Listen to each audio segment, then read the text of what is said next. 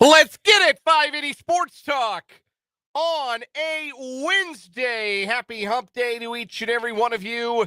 And thank you for being with us for 580 Sports Talk on the sports voice of Kansas, 580 WIBW, FM 104.9, online at 580WIBW.com, and in living color on our video stream on our YouTube channel, 580 Sports Talk, and on Facebook at WIBW News.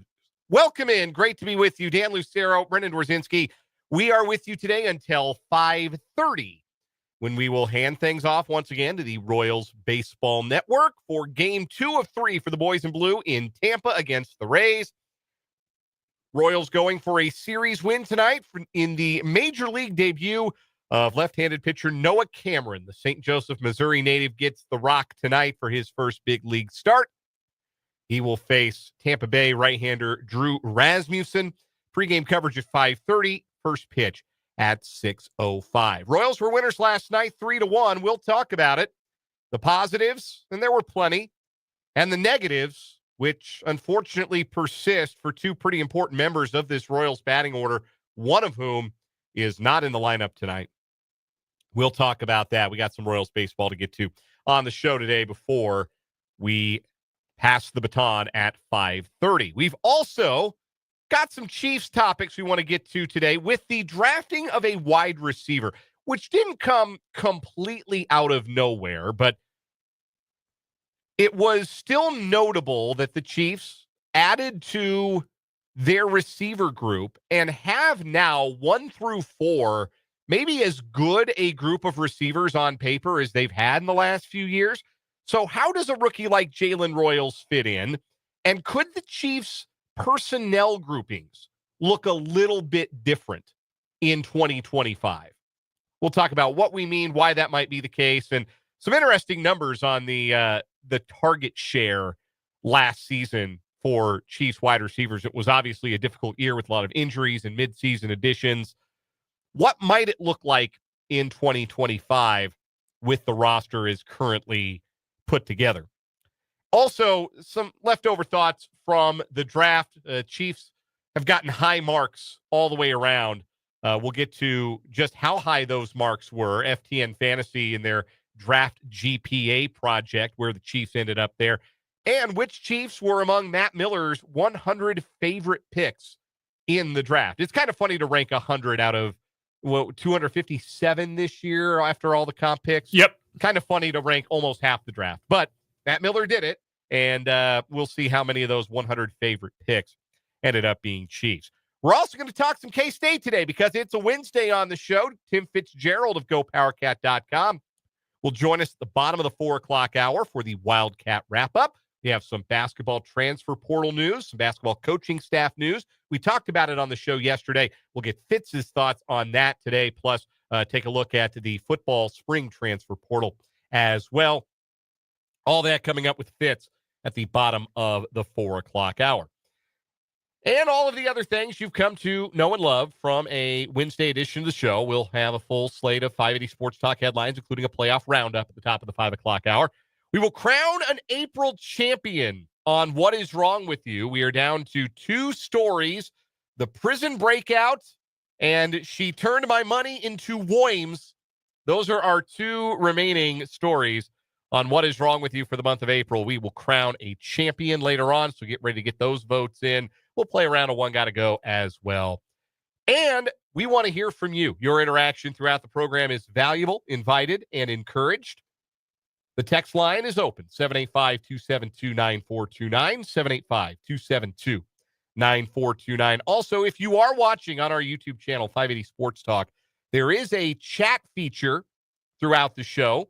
It's on the web browser. It's on the mobile app if you are signed into YouTube, signed into your Google account, essentially.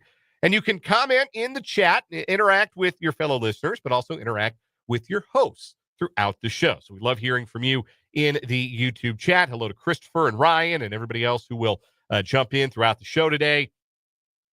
You can get at us in that live chat. You can also text us 785-272-9429.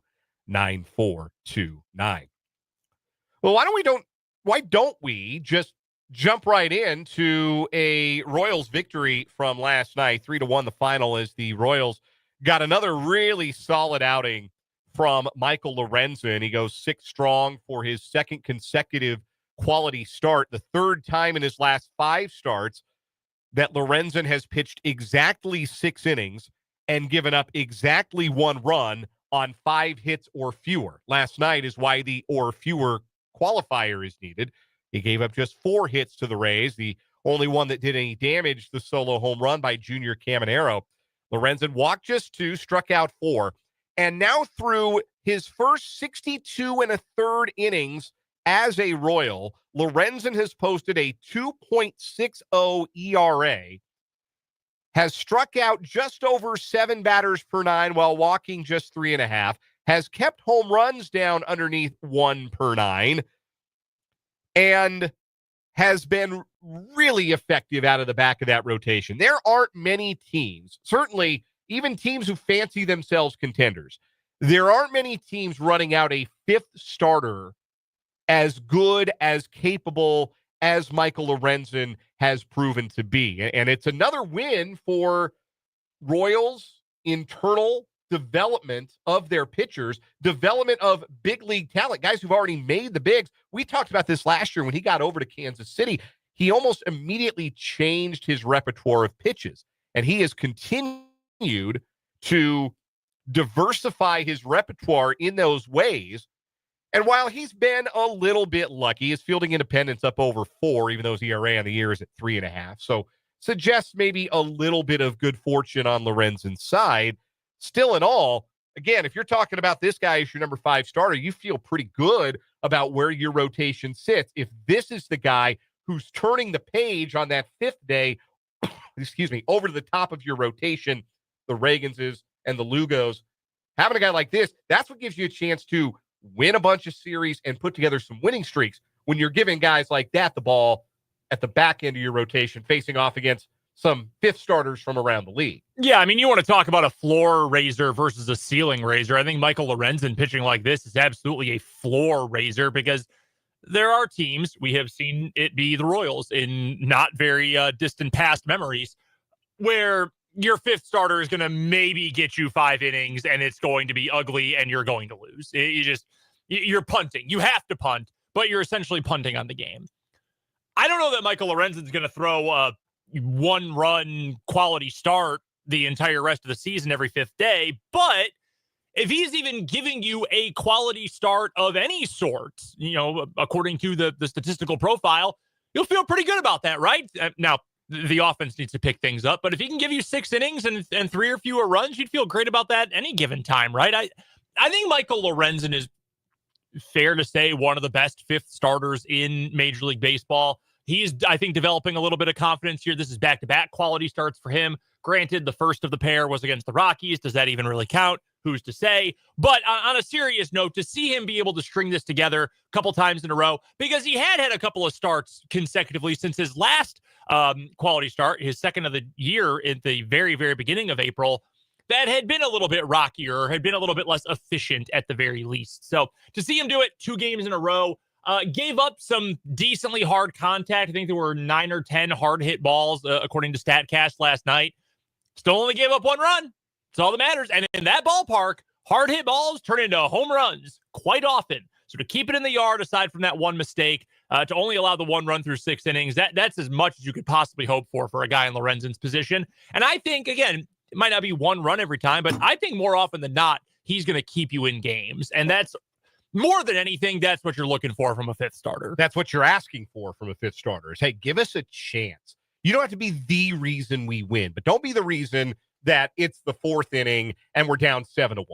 Don't be the reason that we got to slag our bullpen and we have no fail-safes for the rest of the series, especially when you start the series opener and the first game in a stretch of 16 games in 16 days like Lorenzen did last night. That was really important to start that stretch with a little length from your starting pitcher. And not every team can count on that from their number 5, but the Royals have been getting that from Michael Lorenzen. Wobbly night for the bullpen in the sense that there was traffic in the 7th, 8th, and 9th for Zerpa, Ursig, and Estevez, respectively.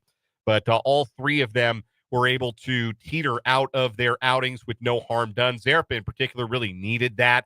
Haven't seen a lot of Zerpa in high leverage lately. That is kind of a privilege he's pitched himself out of. But going up against some or scheduled left-handers there in the bottom of the seventh, Matt Quatrero called on Zerpa, and he did a fine job. Struck out the first two guys he faced, gave up a 2-out single, but got a ground out to end that threat. Lucas Erceg gave up a pair of back-to-back hits, but carved through the 4 and 5 hitters in the Rays order with a strikeout and a ground out. And then Carlos Estevez worked around a 1-out single as well. So solid bullpen work, solid night on the mound. And that's what the Royals have had to depend on because they continue to really struggle at the dish. I don't think that the Royals are going to average 3 runs a game or fewer the rest of the way. I think eventually we're going to see a bit of a spike in production. For some guys, it's because there's nowhere to go but up. But also, I do think that the longer the Royals hang around this 500 mark and are a team that fancies itself a contender, and frankly, they ought to, given what they accomplished last year, I think the Royals will be aggressive trying to add offense as the season goes on. It's April 30th. It's too early to start looking around the league and thinking about trade targets. There's only 2 teams that are completely dead and floating, rotting carcasses in the water. And the reason those teams are as bad as they are is because they don't have any hitters anybody wants. Like, nobody's queuing up for the guys on the Rockies or the White Sox. That's just not happening. So, no, even Luis Robert has been terrible. Yeah, well, that's and like the White Sox aren't trading their best player to a division rival either. There's that element of it as well. But it's too early for that. But at the same time, once we get into late May, early June, if the Royals are still lacking that offensive punch, and that's more likely than not, I think they'll be a little better by then. But I do think this is a team that quite obviously is going to be one of the more offensively deficient in Major League Baseball. I would expect they would be aggressive in looking to add offense, add some real pop at the trade deadline. That being said, Bobby Witt Jr. is doing his thing. He singled in the 8th last night, also drew a walk, so he got on base twice in 4 trips. You'd love to see that from your 2-hole hitter. Jonathan India did the same and scored one of the 3 Royals runs. Salvador Perez had an RBI double. Freddie Fermin had 3 hits. But back to Bobby Witt Jr. for a moment. That hit gives him a 20-game winning streak. He is the 8th player in Royals history with a 20-game hitting streak. We discovered earlier, or last week, I think it was, that Whit Merrifield, I believe, has the club record. 31. Yes. Yes, he does have it. Beat George Brett's mark of 30. How many other guys, I know you've been trying to dig and find. Yeah, it's not especially easy to find this anywhere, and I'm not currently subscribed to StatHead over at Baseball Reference, so I can't do a super detailed search. I know the 5 longest streaks come from 4 players in Royals history. Witt, number 1 at 31. George Brett had streaks of 30 and 25. Jose Offerman had a 27-game hit streak in 98. Wow, Jose Offerman. And my boy, Mike Sweeney, 25 games in 99. Mike Sweeney and George Brett each had 25 games. I found the rest of the list. Royals Review put it on social. Oh, good.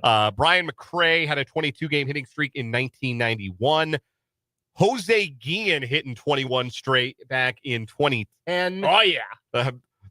Fan favorite, Jose Guillen. That's right. That is not true. Actually, that is not right. And the next Royals fan I meet who has something nice to say about Jose Guillen will be the first. Actually, the next person around baseball, Jose Guillen didn't have a great reputation in the game. There's a reason he moved around a lot. Not a great teammate from everything I've understood.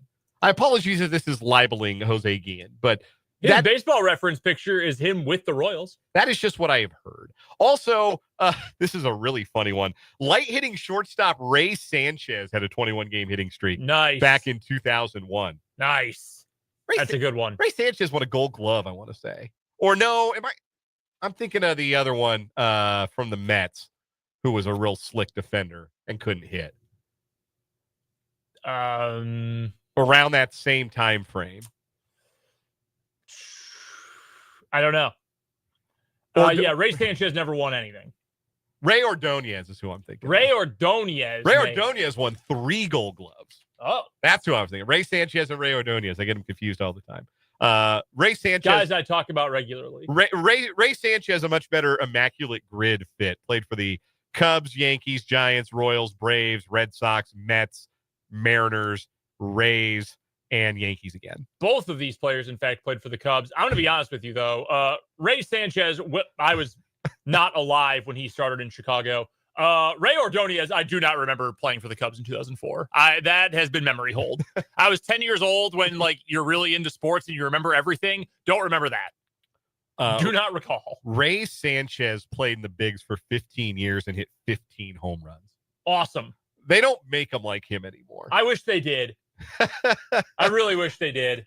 That's your list. If you were curious, those are the Royals with 20 game hitting streaks in history. That's kind of funny that 3 of them are, well, Merrifield would have been playing second base at the time. So yeah, middle infielder. Jose Offerman started as a shortstop. He was a miserable defensive shortstop. That's what I remember Offerman for the most, was when he was coming up as a Dodger and he could not play the position. He was just a Dr. Strangeglove over at short. I don't know that he played short with the Royals or if he had moved to first base by then. Jose Offerman. He could hit a little bit, though. A 2-time All-Star. One note. He was a second baseman almost exclusively for the Royals. Yeah. 2-time All-Star. One thing I'd like to note about this Royals team, and this isn't exactly how statistics work, but there definitely is a bit of a specter of record regression coming for the Royals. They currently sit third in the American League Central through just 30 games at 15-15, right at 500. Not a bad mark to beat. They are 14 runs to the red in terms of run differential. They're a minus 14, which is third in the division, third worst or third best, however you want to look at it. The Tigers are first, obviously, at plus 37. They're playing really well. The Twins, 2 games worse than the Royals. 21 runs better in run differential. They're plus 7. So they are not winning a lot, but when they do, they're crushing teams. The Royals are winning half the time, but they're winning these games by margins like 3-1, right, 2-0, 2-0 again. But that's what it looks like. So there is a little bit of, we talked about this, I think, 2 weeks ago already. Like, hey, maybe you don't want all of your success to completely hinge on the health and ability of your starting pitchers. But at the same time, while the offense sputters, you've got to find ways to stay on the positive side of the ledger. You've got to go out and win some 3-1 and 2-0 games while you wait for the offense to get it right. So the Royals' ability to do that, I mean, these wins are banked. If they hit like this all year, they're going to struggle to keep this pace up. Even if it is just a 500 pace through the season's first 30 games, they're going to struggle to keep that up. Obviously, if they average just over 3 runs a game, because that's where they're at, 94 runs in 30 games this year. But the fact that they have banked these wins gives them an opportunity, should they start to pair some of this excellent pitching with even better offense, to continue to move up the Central Division standings. So, this is a frustrating time period to watch the Royals offensively, to be sure, but the wins count the same. And you have to find ways when you're not going well. And I think that real contending teams are able to tread water over stretches of weeks, even months at a time, where things aren't going ideally. And that's what the Royals have done here in the first 30 games. I do think they have to make a trade for a bat at some point. I really do. I wish it wasn't that dire, but it sort of feels that dire, that at some point between now and the deadline, you've got to go get somebody who can hit. I don't need a 25, 30 home run hitter. I don't. I need someone who's going to put the ball in play and get on base a little bit. Like, that's all I'm asking for. And I don't know who that is. It's going to take a while to find out exactly who that is. I mean, like you said, the Rockies and White Sox are really the only teams that were DOA to start the season. The Pirates aren't any good. The Marlins aren't any good. The Angels, remember when they were like 7-2 or something crazy? Well, yeah, they're 12-16 now. They're really, really, really bad. You mentioned the Pirates. I would be calling, who's their GM, Ben Cherington? I would call Ben Cherington every day if I were JJ Piccolo and say, we'd love to give Andrew McCutchen a chance to play playoff baseball one more time. Wouldn't you like to do that for him? Wouldn't you like to give Kutch a chance to play in the playoffs again? I mean, I would surely. Andrew McCutchen is one of the coolest baseball players we've had in a long time. Yes, Andrew McCutchen not only like rules just as a dude, and he's had a great Hall of very good career if ever there was one. He's also the Pirates' second best hitter, and that's not actually damning with faint praise. He's carrying an OPS over 800. I don't know that he can play every single day because he's 38, but look, at this point, because here's the conversation you're going to have if this persists a whole lot further. Because Freddie Fermin, he had 3 hits last night, starting to find his swing a little bit, and he is the best defensive option behind the plate for the Royals. Salvador Perez has to be in the lineup. He's stinging the ball, had another double. He's up to 10 doubles on the year, steadily increasing those offensive numbers after a really slow start. Vinny Pasquantino was 0 for last night. The only guys who didn't contribute anything offensively last night were Pasquantino and Massey, the same guys we talked about yesterday on the show. The left-handed bats just aren't doing anything. Now, Massey's out of the lineup tonight. Kevin Biggio is going to get the start at second base, which is an odd one for me. I would have put him at third and Michael Garcia at second base. Maybe they like Garcia better at third. That's fine. I can live with that. Then why did they play him at second for the last third of last season? Great question. Anyhow, Kevin Biggio's in the lineup. I guess they want to get some lefties in there at the bottom of the order against Drew Rasmussen. Okay, fine. But at least Massey's out of the order, and he's not doing any kind of damage.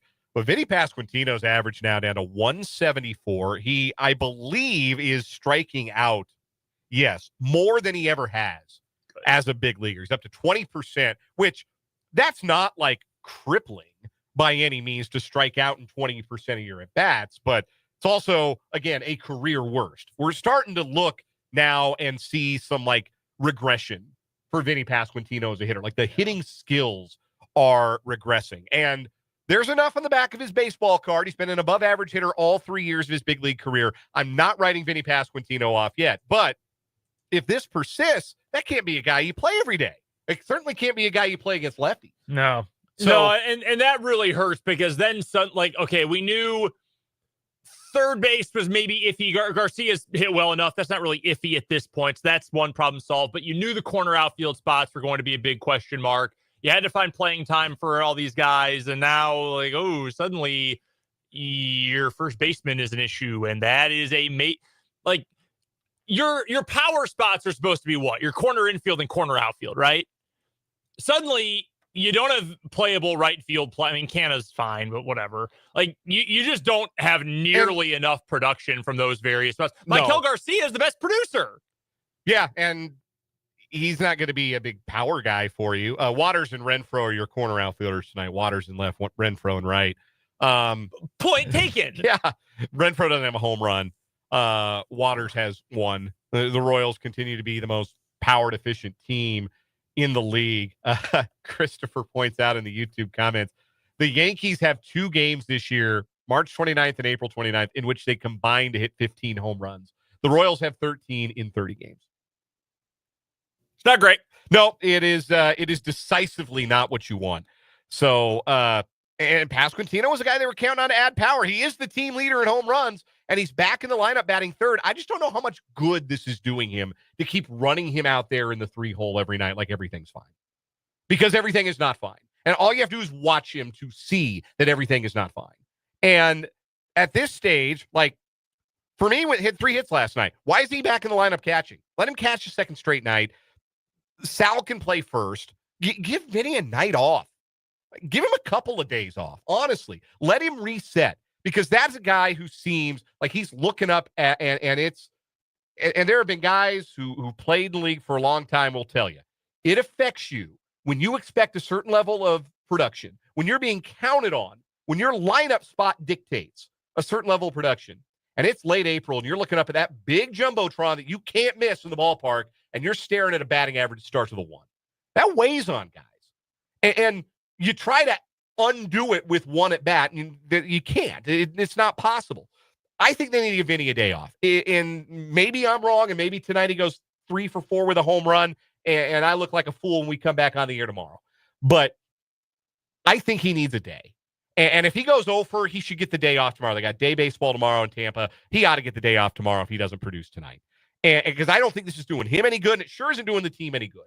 Because Indy is showing a pulse. He had a good weekend. He had a good night last night. Bobby Witt Jr. is hitting 20 straight. Salvi's stinging the ball again, and you're still not scoring runs because you have an automatic out in the 3-hole.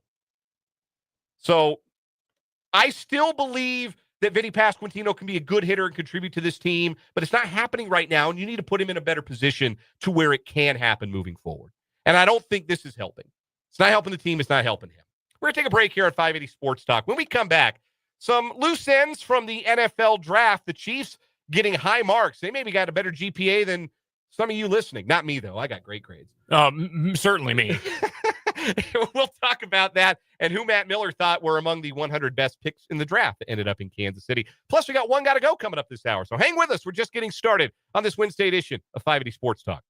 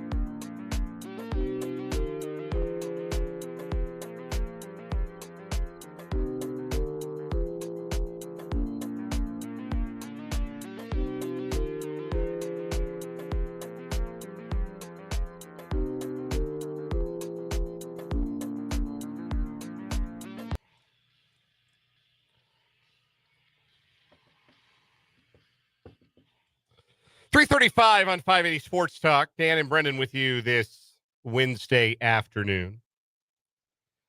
The folks at FTN Fantasy compiled 25 NFL draft report cards from across the internet. Names you know, like Mel Kiper from ESPN, Nate Tyson, Charles McDonald from Yahoo, our own Matt Verderam, our pal from Sports Illustrated, Pro Football Focus staff, and some names you don't, sprinkled in throughout the list as well. But 25 report cards and average them out to create a team grade point average for the 2025 draft. You know how I feel about draft grades, but it's interesting to see a consensus and to have them averaged out like this. The class valedictorian, as it were, the Seattle Seahawks. That's not why I'm bringing this up, but it is kind of nice for me. The Seahawks got a 3.68 GPA. Nobody gave them lower than a B. Nice. They came in. Can't relate. They did the work. They used their off hour to actually study in the library instead of going to like the KTP and hanging out with their buds. What is the KTP? The Kentucky Fried Chicken Taco Bell Pizza Hut. That's what we called it. Nice. I know others called it maybe the Kentaco Hut, but we just called it KTP. I went to the library. I'm not kidding you. I went to the library to print a lot because I don't have my own printer. But I went to the library to study twice when I was in college. 2 times. Once as a group, our whole 10-person project all met at the library one night to study. The other time, the girl that I was very interested in, who sat next to me in Journalism 101, asked if I wanted to study for a test. And let me tell you, I would have dropped everything to say yes to her. So shout out to her. Anyhow, I wrote a lot of papers in the library. Library was more of a paper writing place for me than it was a go to study type of place. See, as someone who never slept, I always got all my work done after midnight at home. That was always my work time. That was my NCAA football dynasty time. Anyhow, the Seahawks got the best draft grades, followed by the Patriots, who got a 3.66 GPA. Then the Giants, who got a 3.46 GPA. And then the Kansas City Chiefs, the 4th best GPA of any of the teams. They got a 3.4. They got a couple of C minuses, but they also got an A+. This is what FTN had to say. The Chiefs drew near universal praise for finding value both early and late, trading down in the first round and then finding multiple day 3 contributors who went well after their spots on the consensus big board. Royals, Jalen Royals, Jeffrey Bassa, and especially Brashard Smith. Multiple graders gave the Chiefs credit for sliding down just 1 spot to take Josh Simmons. The 2 toughest graders chimed in with concerns. Evan Silva, one of those graders, I believe he did his draft grades for Establish the Run fantasy site. He believes Omar Norman Lott is undersized. Ashton Gelati is, quote, not overwhelmingly athletic, and believed that the Noah Williams pick was a reach, particularly given the fact that they traded up for them. Thor Nystrom, who I believe we've had on the program. We've had Thor on a couple times. Yeah, Thor Nystrom, friend of the show. He did his draft grades for Fantasy Life.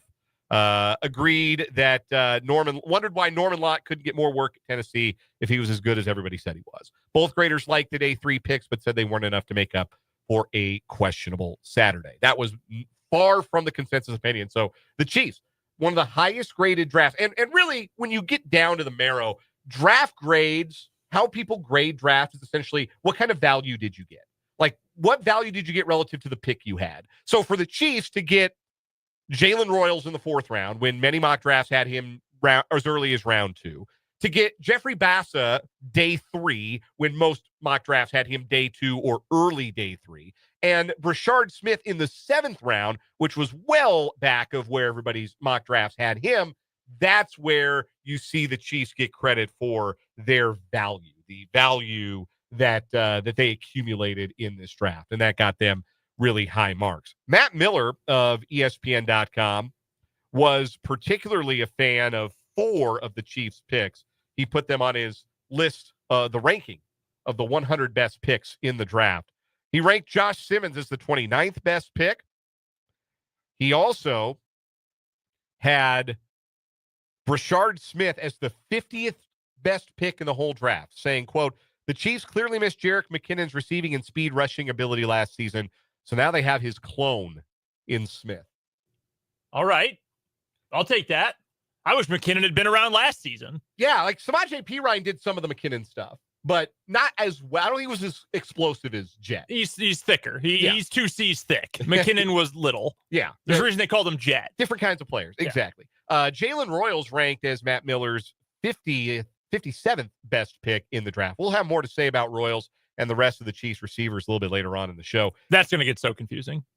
We're talking Royals later on the show. That's why I said when we were talking to Jesse Newell yesterday, went into break saying, we're talking Royals with Jesse.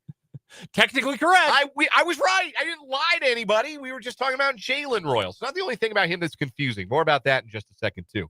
Noel Williams was the 66th best pick in the draft. Matt Miller writing about him. Williams is a physical player with length, speed, and toughness, and he had 7 interceptions last season. Kansas City's ability to hit on corners should make fans feel pretty good about this pick. So it's not just you being a homer if you really like this Chiefs draft. It's not just us being homers saying that we really like this Chiefs draft. The consensus is that the Chiefs did a fine job last weekend and really added a lot of good value to their team. So it is funny that Matt Miller named 4 of the Chiefs' 7 picks as among the 100 best, among the 70 best, actually. Yeah. And none of them are the defensive players we spent a ton of time talking about yesterday. I like the Omar Norman lot pick. I understand that's a little bit more of a traitsy over production-y kind of pick. I still really like that one. I think there's a really high ceiling there. And I think Gelati is a nice piece. I think just slightly lesser George Karlaftis as your ceiling as a 3rd-round pick when he was a 1st, but you know that that's a body type that works for you. I like that pick a lot as well. I think Nystrom's critique of the Omar Norman lot pick, fine, fair. Like, if he's this good, why didn't we see him more? That's fine. I'm willing to listen to that argument. Evan Silva's critique, though, thinking he's undersized, that is devastating because there have never been good pass rush first, undersized defensive tackles. That's not really something that works in the NFL. Oh, wait, hold on. Was Aaron Donald undersized? Am I hearing that correctly? Yes. Oh, okay. He's probably the only one. Oh, wait a minute. Ed Oliver's coming off the best season of his career, isn't he? Yeah. Okay. Well, he dropped in the draft because he was undersized. Well, Mike Daniels played in Green Bay. He kind of sucked. Oh, wait, no, he was actually the Packers' best defensive lineman for 5 years. Who else? Oh, Grady Jarrett. He's short. He kind of sucks. Oh, wait, no, he doesn't. He was the Falcons' best defensive lineman for the better part of a decade. He's small. Shut up. Of all the things, like, production's not there. I don't like the body type for this other reason. He's too similar to Chris Jones. All of those reasonable. Well, he's short. Come on. Give me something better than that. Yeah, that's I can't get behind that. We're going to take a break here at 580 Sports Talk. Come back with a round of One Gotta Go on the program.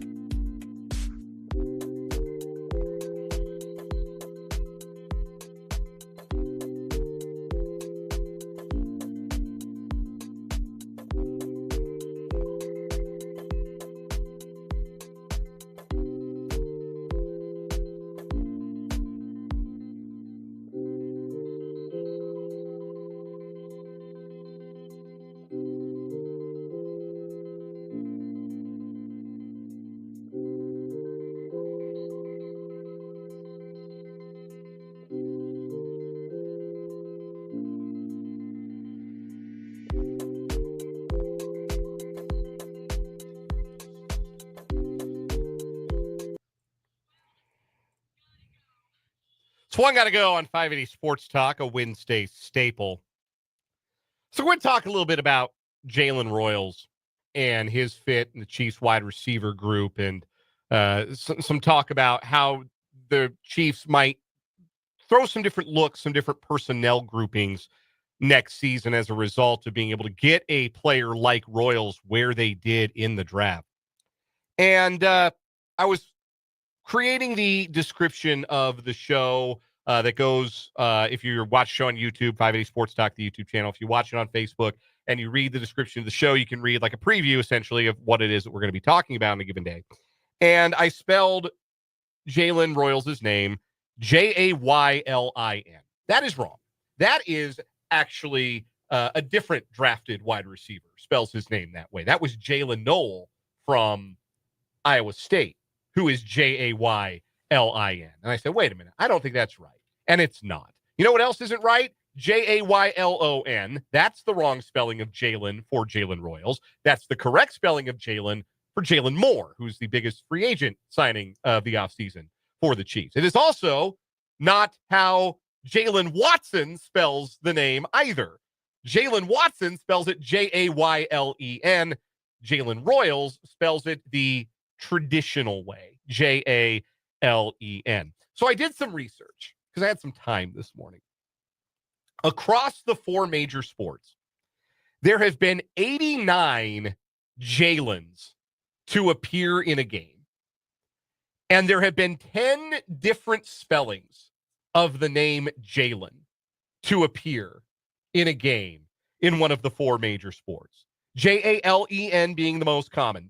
48 of the 89 Jalens in the NBA and the NFL are Jalen, as is the only NHL Jalen Chatfield of the Carolina Hurricanes, and one of the two MLB Jalens.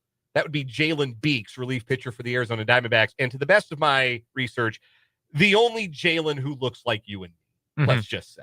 The only one of the 89 Jalens with similar melanin or lack thereof. Lack thereof. Yeah, how that works. Anyhow, so Jalen, as in Royals, is the most common spelling. Okay. You also have Jaylen. 9 of those in the NBA, 11 in the NFL. Jaylon. That's like Jalen Moore. Like Jalen Moore. There is one of those in the NBA and 8 of those in the NFL.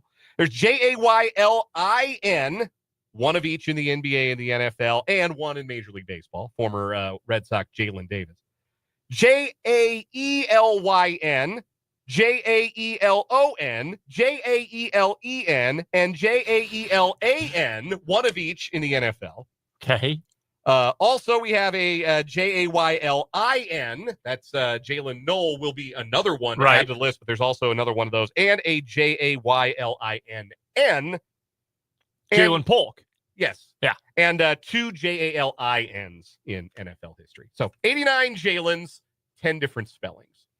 When Jalen Walker debuts for the Falcons, the 15th overall pick in the most recent draft, that's Jalon. It will be the 11th different spelling of the name to appear in a game in one of the four major sports.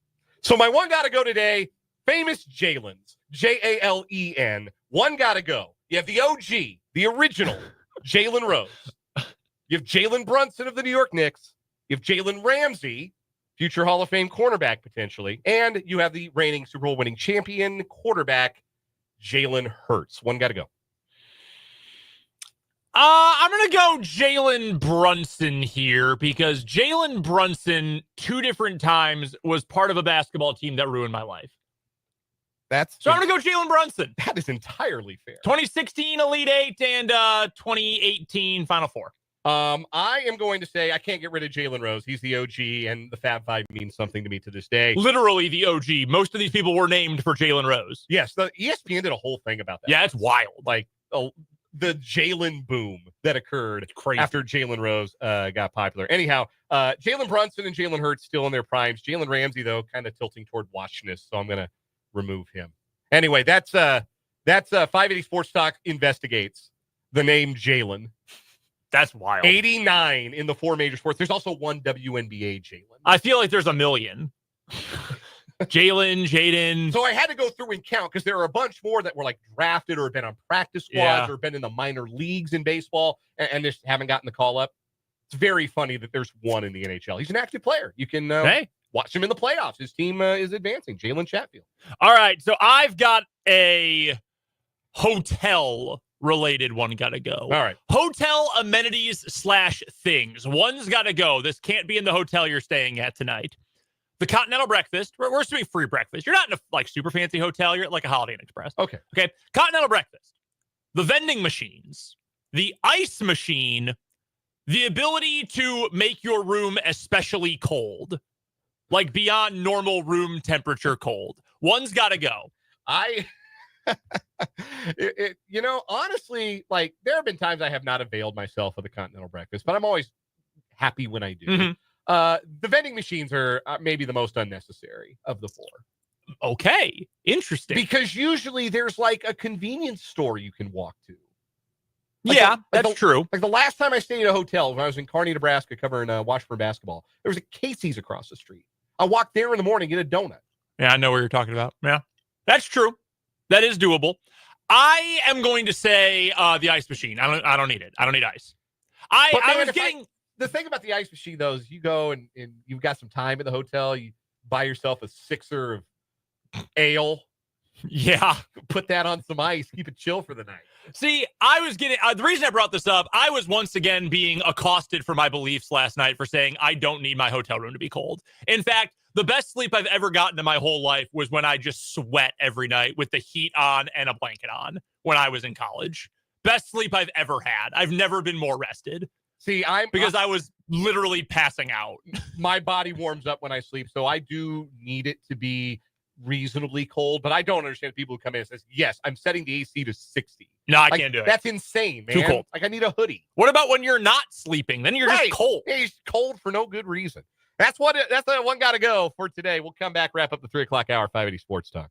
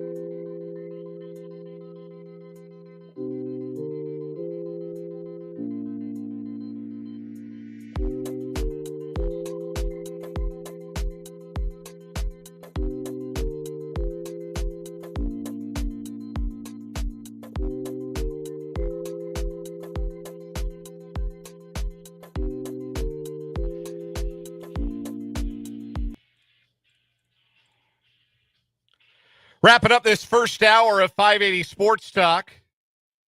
We're going to break away at 5:30 for Royals Baseball Network coverage of the Kansas City Royals. 6:05 first pitch tonight in Tampa. Noah Cameron making his big league debut.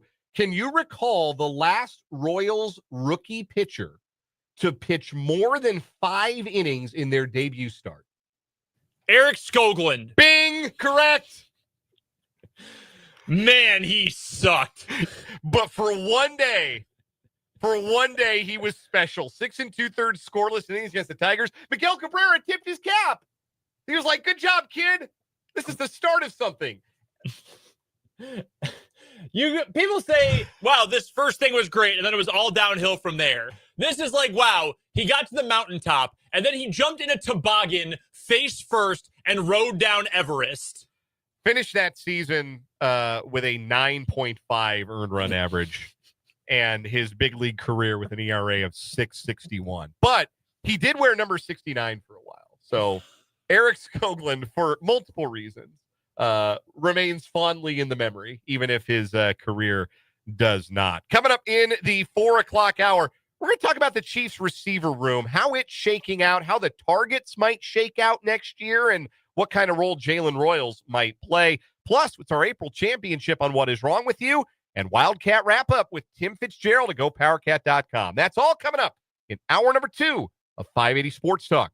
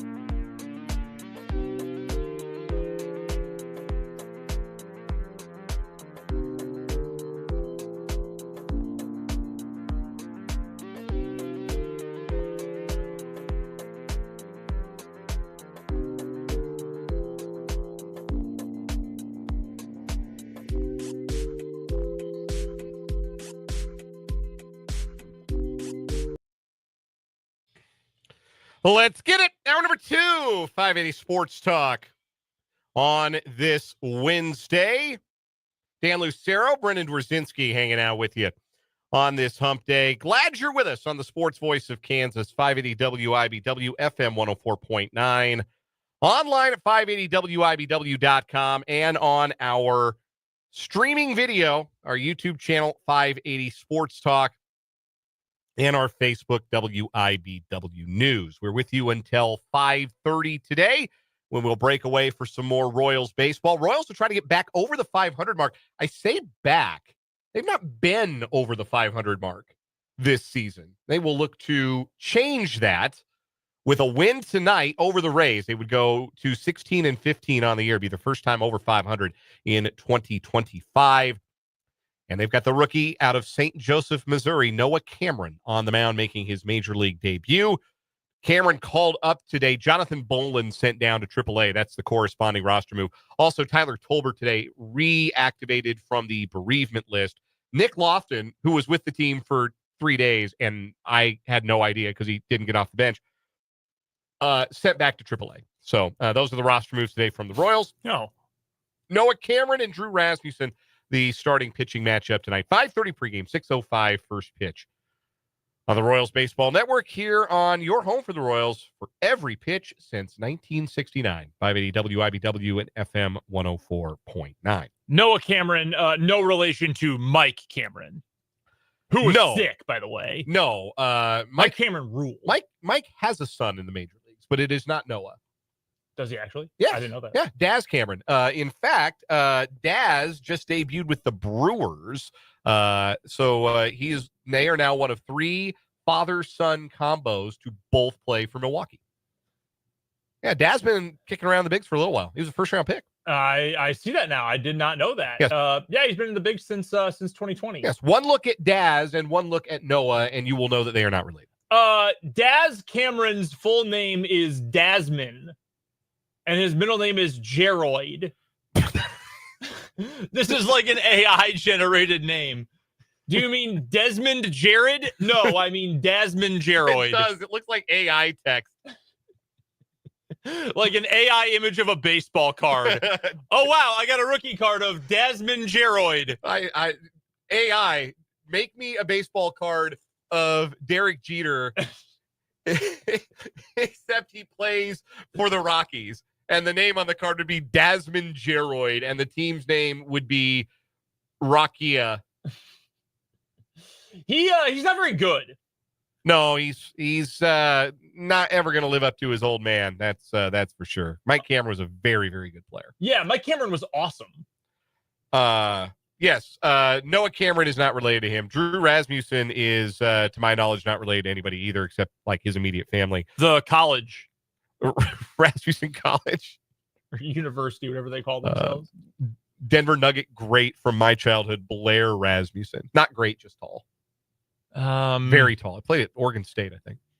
I have to pull up a list of famous Rasmussens here to keep the bit going. Drew Rasmussen, former Brewer. And that's all I got for you. That's Brendan. I'm Dan. Again, we're hanging out with you until 5:30 tonight. And coming up this hour, we are going to crown an April champion on What Is Wrong With You. And whoever emerges from April will have truly escaped a gauntlet. This has been one of the all-time months in What Is Wrong With You history. We've got 2 great stories competing. It may come down to your vote, listeners, so be prepared to weigh in on our What Is Wrong With You April Championship. Also, Tim Fitzgerald will join us from GoPowerCat.com for the weekly Wildcat Wrap-up. There is much to discuss with Fitz, both basketball and football. Just a press release within the last 15 minutes about a couple of offensive line additions for Kansas State in the spring transfer portal. We'll get there with Fitz, as well as their new Serbian basketball standout, the new addition to their coaching staff on the basketball side, men's basketball side as well. Fitz joining us at the bottom of this hour. Want to hear from you on the text line, 785-272-9429. 785-272-9429 is the number you can text us. You can also interact with us if you are watching on YouTube. The channel is 580 Sports Talk. There's a chat feature if you're logged into YouTube, logged into your Google account. And you can jump in and interact with us and with your fellow listeners as well. So we appreciate all of you who are checking in and checking out the YouTube today. So I'm looking for famous people named Rasmussen here. Not a lot of great athletes. Many of them Danish. It's a Danish and Norwegian name. Sure. However, I did find an Olympian from 1920, Rasmus Rasmussen. Sounds like competed in the World's Strongest Man. He was a gymnast, actually. So the opposite of that. Okay. World's littlest man, maybe. Yeah, not a lot of Rasmussens out there. The guy who does the Rasmussen polling. Yeah, there's that. Who apparently works for ESPN. That's odd. Or at one point did. How strange. But yeah, that's all I got for you. 5 Rasmussens in Major League Baseball history. Was Rasmus one of them? No. No, he was not. Dennis, I believe, is your all-time leader in WAR for a Rasmussen. Dennis Rasmussen, former Padres pitcher. 11.1 wins above replacement in his career. Drew's at 7.4, so he's got some work to do. He is currently a coach with the Billings Mustangs of the what are they? The Prospect League? I believe they are. Yeah. So he's out in Montana. 4 Rasmussens in NFL history, and most recent being Kemp Rasmussen, who played 50 games for the Panthers from 02 to 05 and had 1 career sack. No, he didn't. That's not real. I refuse to believe that that's a real person. Your leading source of all things Jalen and all things. Has there ever been a Jalen Rasmussen? That would really close the circle. We're about to find out. It appears there is indeed a Jalen Rasmussen, a seasoned marketing specialist in Salt Lake City, Utah. Well, hey, there you go. Who went to Grand Canyon. Let's try some different spellings of Jalen.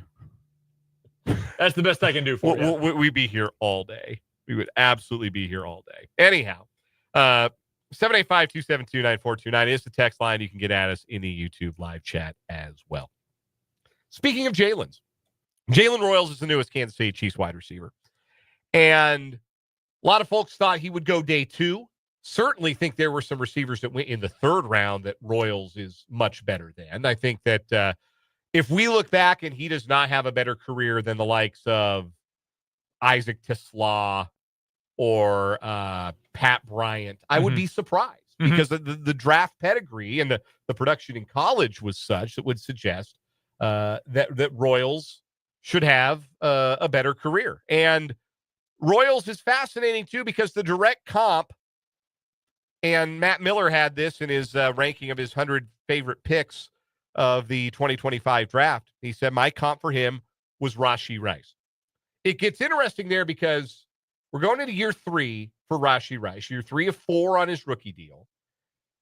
He may miss time. Now, I've seen some, he posted some video to social media, I think, over the weekend. He's looking pretty spry. Looking better than you would expect a guy coming off a full scale detonation of his knee ligaments to look. But not only is there the injury that he is trying to come back from, and I don't mean to be pessimistic about that. In fact, all of the reports suggest otherwise, suggest that there's plenty to be optimistic about when it comes to Rice's return to the field. But that could be delayed because you never know with knee injuries. That could be as a diminished athletically version of himself because that's what those injuries can sometimes do.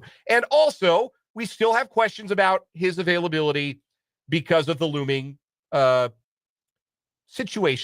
legal situation that he found himself in after he decided to play Grand Theft Auto on a busy interstate in Dallas last offseason.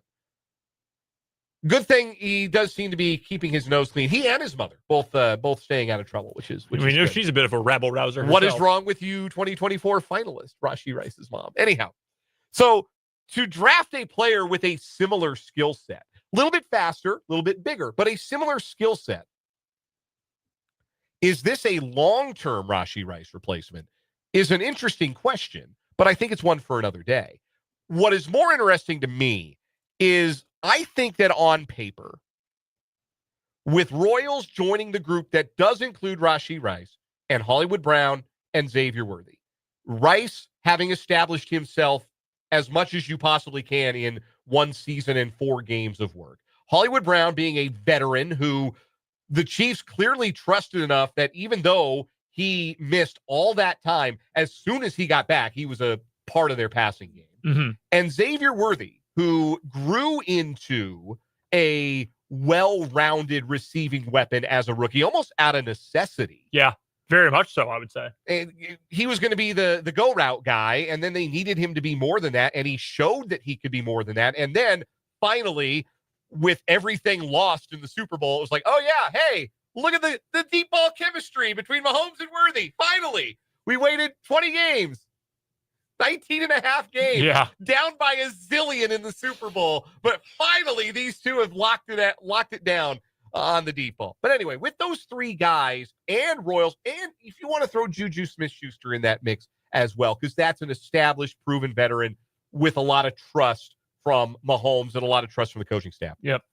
I think that 1 through 5 is as good a group of wide receivers on paper as the Chiefs have had at this stage of an offseason. Now, stuff happens, right? Guys get hurt. Hollywood Brown got hurt in the first play of the preseason last year.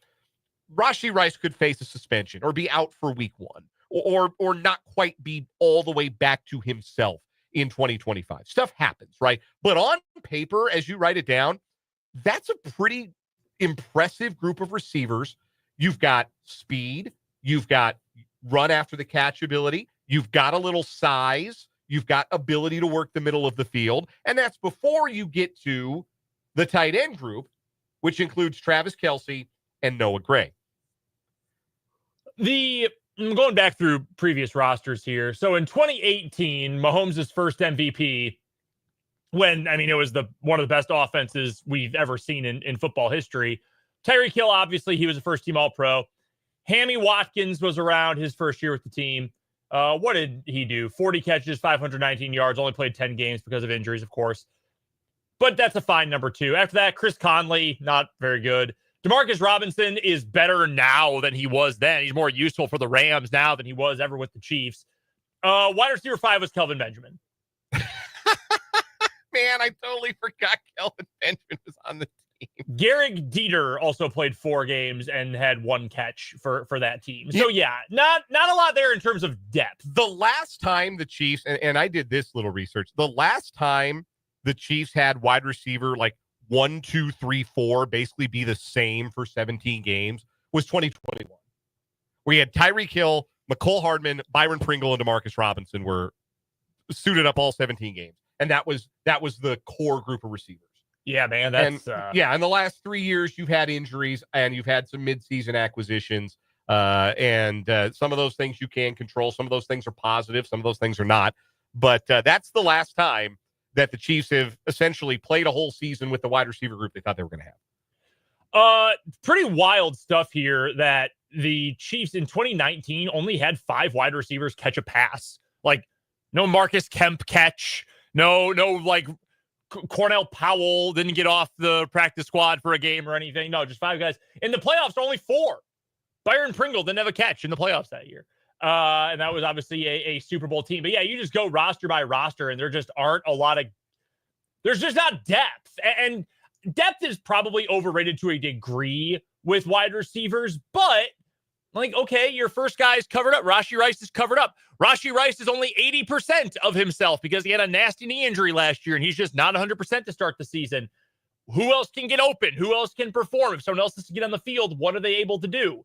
And the Chiefs really haven't had that. I'm looking at the 2020 team. Again, went to a Super Bowl. That was a really, really, really good regular season team. Tyreek Hill, McCole Hardman, you know what I think about that. Demarcus Robinson, Sammy Watkins, again, only played 10 games. Byron Pringle made 3 starts that year. Marcus Kemp had 1 target. Remember Ricky Seals-Jones? Vaguely. Yeah, he played 2 games and even got a target at one point. Like, you just haven't had this kind of wide receiver depth. So even if you don't have an all-pro at the top, and I think Rashee Rice could be a Pro Bowler. I don't think we'll see him as an all-pro at any point in his career. But you've got a good, legit number 1. But you've got other guys who can make plays for you and other guys you think, okay, you could draw something up for them and make a play in an important moment. The Chiefs threw to 10 different wide receivers last year. 10 different wide receivers last season. That's in stark contrast to the year where they only threw to 5. Last year, they threw to 10 different wide receivers. Xavier Worthy, DeAndre Hopkins, Justin Watson, Rashee Rice, and this is order of number of targets, by the way. Juju Smith-Schuster, Hollywood Brown, Mecole Hardman. Those are the 7 you know. The ones you might miss on the Sporkle quiz. Nico Remigio, Sky Moore, and Justin Ross had 1 target last year. That's it. Those are the receivers that the Chiefs threw to last year. 10 different receivers. I would be surprised if the number gets that high. If that number gets that high again this year, something went wrong. Because I don't think the number was supposed to be that high in 2024. And Rashee Rice got hurt. Hollywood Brown got hurt before that. And they had to scramble the Jets a little bit. They had to go, give more playing time to Mecole Hardman than they probably wanted to. And they had traded for DeAndre Hopkins. So 10 different wide receivers last year. But the broader question, I think, is interesting with this wide receiver group on paper. Because I think Jalen Royals is drafted to play. I think Jalen Royals is going to get on the field as a rookie. We talk a lot about, Andy Reid's offense is really tough for young receivers to learn, and it's hard to earn your way on the field. And that's true to a degree, but if you can play, you're going to get the ball. Tyreek Hill had 83 targets as a rookie in 2016. Rashee Rice had 102 targets in 2023. And I know some of that was, somebody's got to catch the ball. None of these other jokers can.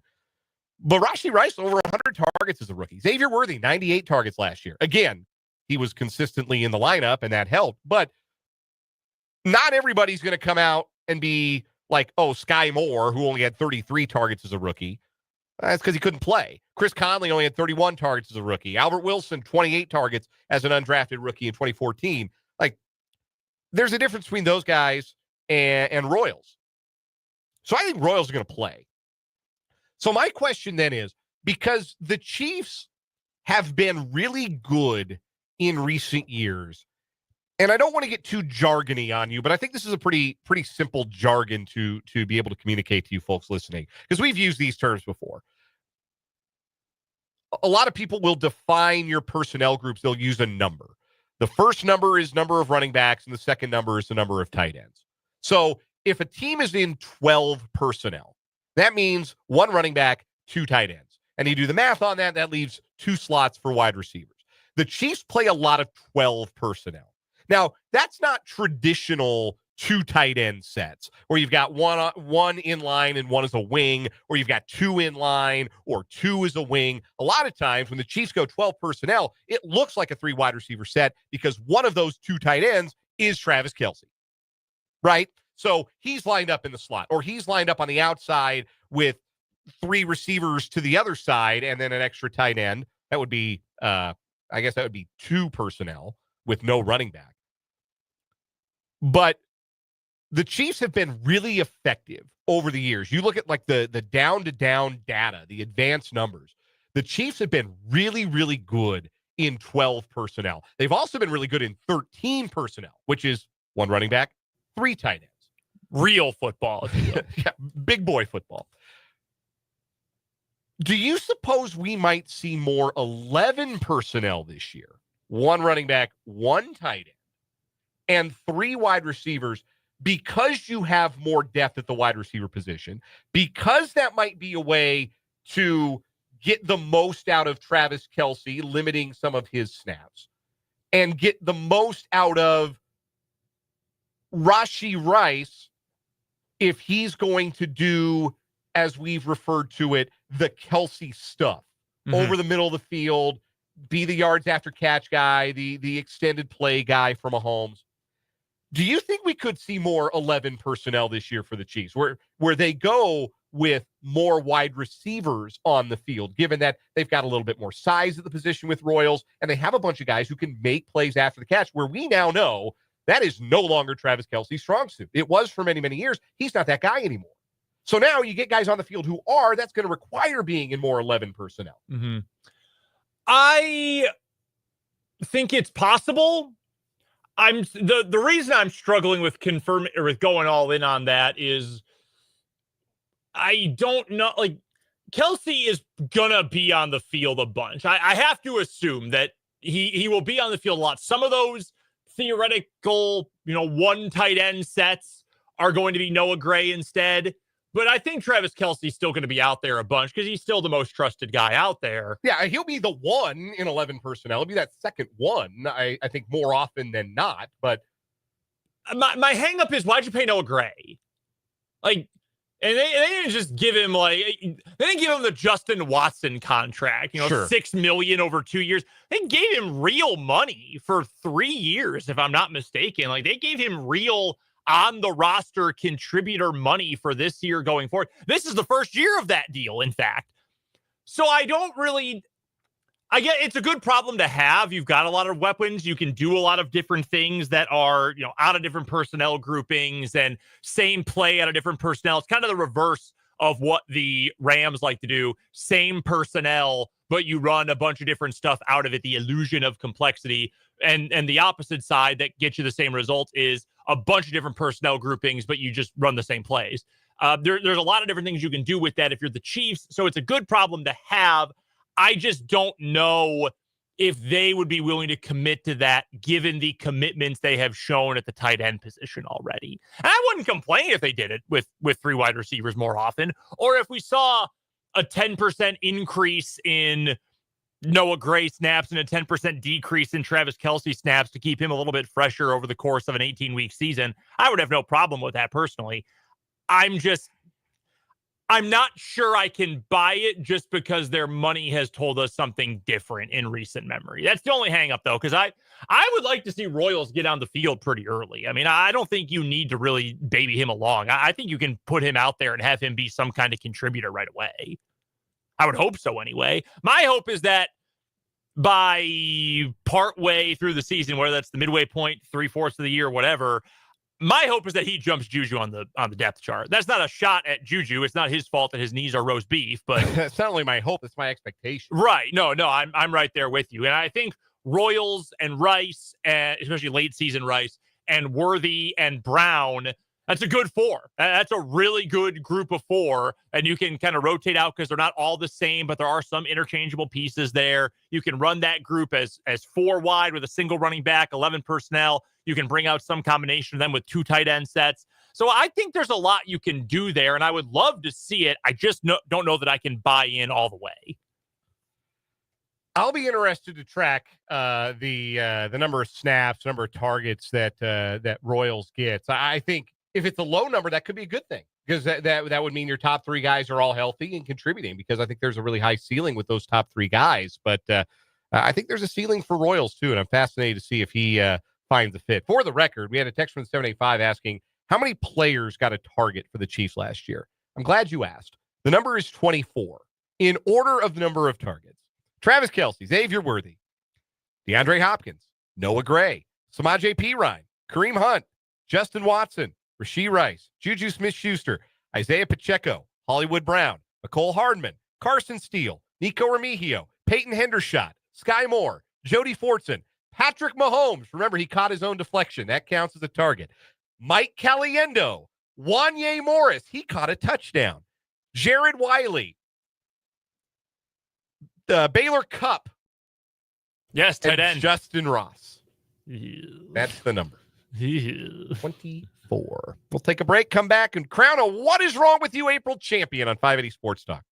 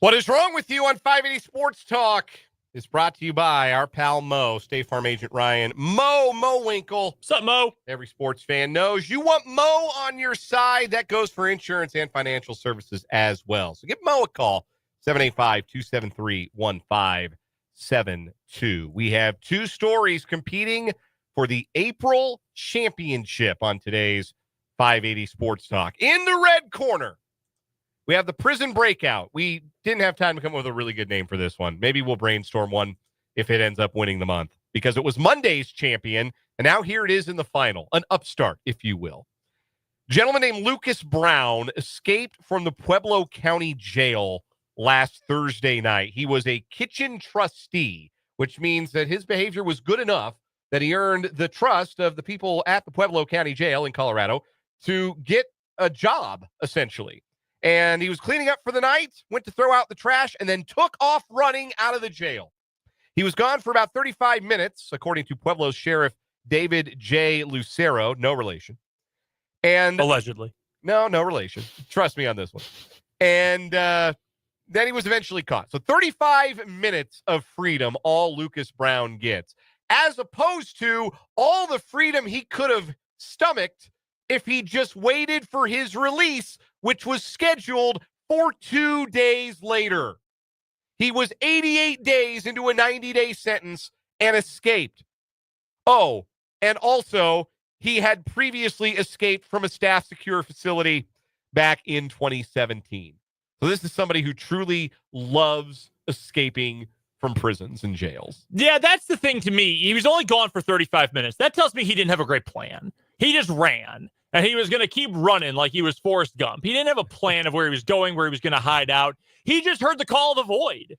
The folks at the Pueblo County Sheriff's Office have admitted they screwed up. That the fact that he had previously gotten in trouble for escaping means he should not have been given a job that included outdoor duties like the kitchen trustee position. You're kidding. They were like, yeah, hand up. That one's on us. We got to wear this one a little bit. Yeah, this is a double what is wrong with you to a degree. So that is... that's one of our finalists. In the red corner, she turned my money into Woims. I'm putting the joke up on the screen on the YouTube. If you're watching on our YouTube 580 Sports Talk, that's the panel from Nancy. It just makes me laugh every time. Sluggo telling Nancy they pay me in Woims. So this guy had his money turned into worms by a 67-year-old tarot card reader who put a flyer on his car, and he called it. And she told him, yeah, you need a spiritual cleansing procedure. It's going to run you $600 to $700. He said, okay, and transferred $200 via Zelle. He returned to the apartment for a spiritual cleansing session, was asked how much money was in his bank account, answered truthfully for some reason. Oh, my God. And then was told to come back with $3,000 in cash, and assured that if she were to use the money in a ritual, it would double. So he brought $3,000 in cash for the daily double. Put it in a bag with some eggs. When the bag was opened, all that was left inside were broken eggs and worms. This apparently so shocked the tarot card reader that she said she could not return his money due to her state of mind, but assured the man his money would be returned the next day. It wasn't. She ended up getting arrested. Good. I'm glad. Listen, man, I can't vote for this story because I just hate worms so much. I don't like. You want to talk about a cleansing? My insides would be cleansed if I reached in and grabbed worms. I would never be the same. I would need years of therapy. You need a deeper cleansing procedure on your pants. The dude had 2 days left. That's all. Just 2 days left to freedom. He could go escape from his house whenever he wanted. And it's not like he was doing like a 6-year bid either. He'd been in prison for 88 days of a 90-day sentence for criminal mischief. Like a small thing. You're getting out 2 days and they'll walk you to the front door. He said, nah, man, I see my opening. I'm gone. I'll see you. So long, suckers. Yeah, no kidding. And Holy cow. He was free for 35 minutes. That gets my vote. I think it's going to get mine, too. 35 minutes. Was it worth it, pal? I'm sure it wasn't. 35 minutes of freedom or unlimited freedom that comes with being just released. All he had to do was wait 2 days. All he had to do was wait 2 days. Lenny suggesting in the YouTube chat, maybe he wanted more prison time. Yeah, maybe he's a masochist. Yeah, well, he's going to get more. That's for sure. And he won't be getting any fresh air as a kitchen trustee. That's our winner, our April champion, the prison breakout on What Is Wrong With You. That'll do it for the segment, sponsored by Ryan Mo Winkle Insurance and Financial Services. Tim Fitzgerald of GoPowerCat.com joins us next.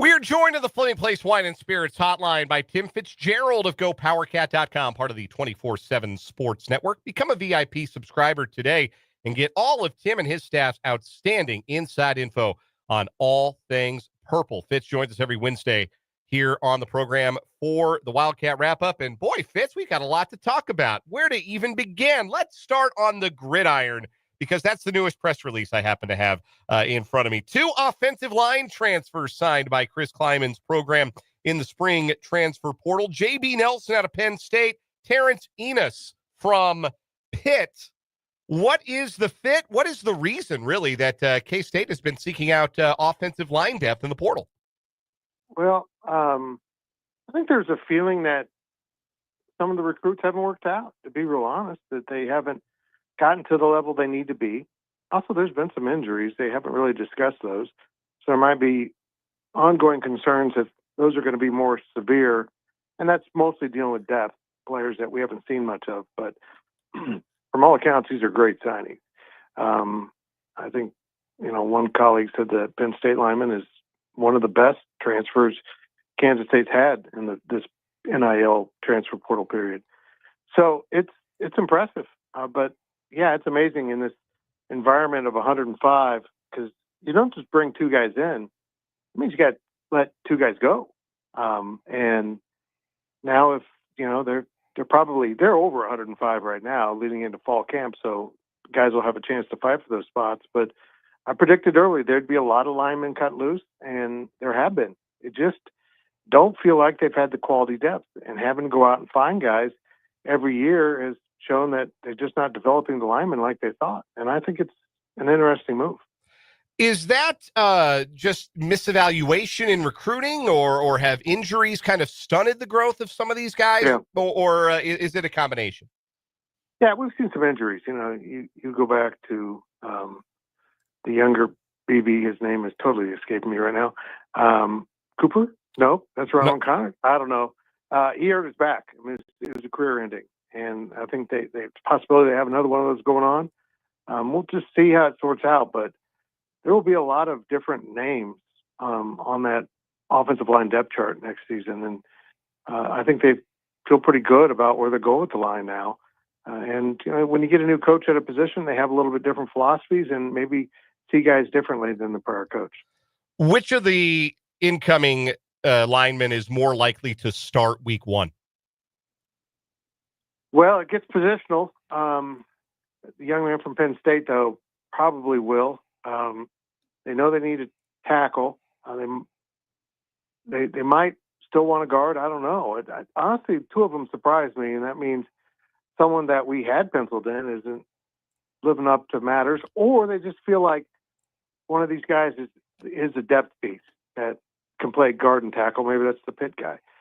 Can move around a little bit, and because they have some flexibility within their line, and they've got some guys that can move out to tackle or into guard, and so we'll see how this all develops.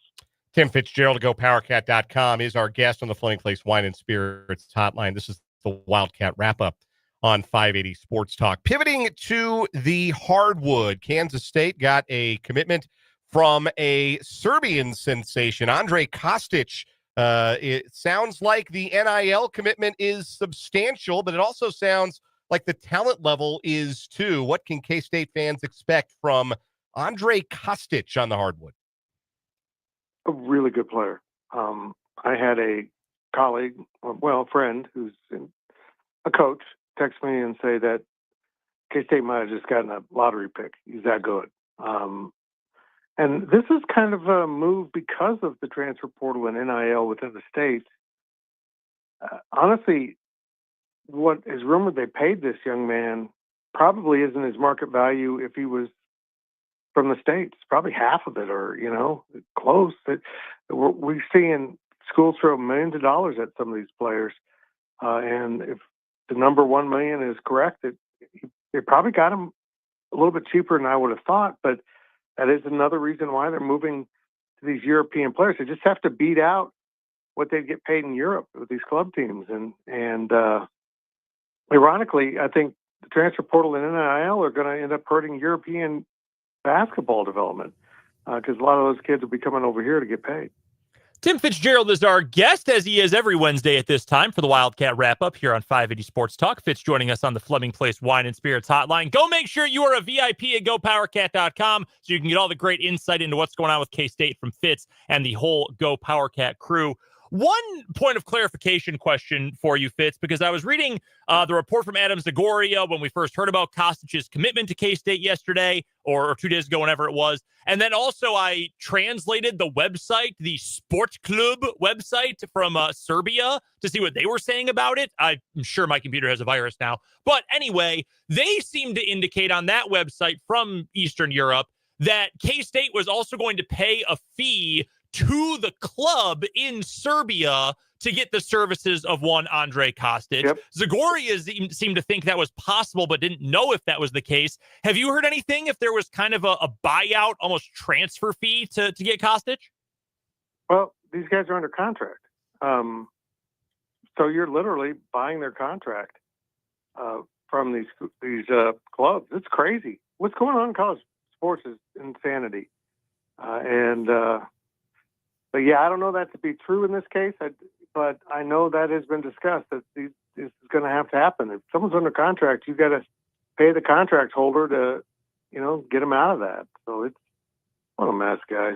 I can't believe we're talking about college sports right now. Another name that has been tied to K-State in recruiting, not a portal guy, not an international guy, just a 4-star McDonald's All-American, Nico Bundalo, who has played at Prolific Prep, where he's been a teammate and fellow starter with KU commit Darren Peterson. He was committed to Washington, but broke off his commitment yesterday. Not sure if it's an NIL thing or something else. They've brought in some transfers up there in Seattle. And Paul Biancardi of ESPN seemed to indicate that K-State would be in the running for him. What have you guys heard about Nico Bundalo, the 4-star 6'10" wing? Yeah, I mean, we heard that. It's kind of funny. I had a source text me, reach out to me. I guess it was through an app, and tell me about it. And I shared it with my guys, and 30 seconds later, I saw it tweeted. So apparently, that news broke out across college athletics that there's some interest there. That's very interesting. I don't want to say they're in scramble mode, but because that's not an accurate depiction. They're in scrapper mode right now in recruiting. They're going for it. And they see some guys that can change the narrative of the program, and they're going after them. I think they're kind of zoomed in on what they want, and they're going to sign these guys and then see what they have left and go fill up the rest of the roster because they've got a lot of needs still. I think they're at 9 players. Maybe it's a little bit more than that. Maybe it's 10. But they still got at least 3 spots to go. So they've got work ahead of them. Tim Fitzgerald of GoPowerCat.com joining us here on 580 Sports Talk for the Wildcat Wrap-up. Make sure you go check out all of the great work that Fitz and the crew do at GoPowerCat.com and also on the GoPowerCat YouTube channel for their video content as well. Fitz, what do you know about Bill Peterson, the newest assistant coach for Jerome Tang's staff? I don't believe it's a real person. Look, I know that he was on the staff of Baylor. He's been seen in public, but his name is Bill Peterson. Big and the witness photo protection like that. energy, yeah. Yeah, and it kind of looks like AI created this coach. No. The deep fake coach. Yes, exactly. I don't know much about Coach, but I think having a veteran on the bench, let's be really blunt here, having someone who's seen a lot of basketball, coached a lot of basketball, been in the trenches at all levels and been a teacher of the game, this is probably a good hire. I like that finally. Guys, it's hit me hard. Something's really hit me hard covering primarily men's basketball and football this past couple of years, that I'm older than both the head coaches. And that's not easy to deal with. I used to be the young reporter, the guy, the kind of feisty guy, and I'm the old fart. So Coach Peterson's older than me. So welcome, Coach. Thanks for coming to town. New favorite coach on the staff. I was going to ask you, you sort of mentioned it there, Fitz. I think we even talked about this near the end of the regular season, but I've been kind of banging the drum. It's nothing personal against any of the guys who have been on the staff. We know there were already some guys who have left, but I just felt like there was new blood that was needed, new eyes on the team, new eyes on the program that was kind of needed for this team because things felt stale. Feels like there needs to be a little influx of energy. And it's funny to say that about, the guy who's now the oldest coach on the staff. But I think it's very valuable to get a little new, just new, fresh eyes on this and maybe can see things that the old guard wasn't able to see. Do you feel the same way that this team just needed not a huge refresh or reset, but just a little bit of new energy? They needed some new ingredients in the soup. There you go. And I think he's brought that to the table. So we'll see. I just hope that in a game when Dream's on the court, waving his towel, getting people fired up, Coach Peterson walks out there and shakes his fist at him and yells, "Get off my lawn." I think that'd be a very fitting picture of their relationship. Do they still have more vacancies on the coaching staff to fill? Is there one more spot that they might fill before things get real serious with summer workouts? Not that we're aware of, but we haven't heard anything other. There's been some